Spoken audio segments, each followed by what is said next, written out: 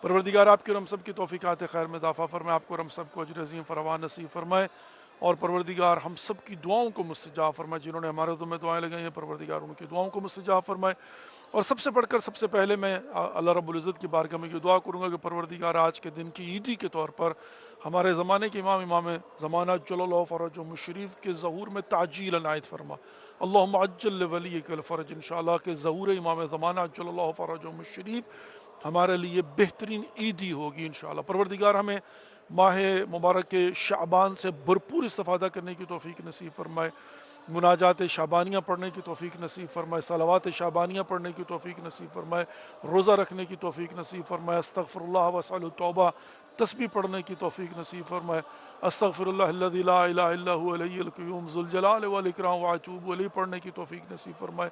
صدقہ دینے کی توفیق نصیب فرمائے،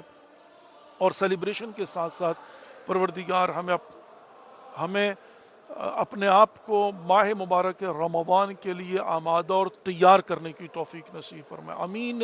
یا رب العالمین، آمین یا رب العالمین۔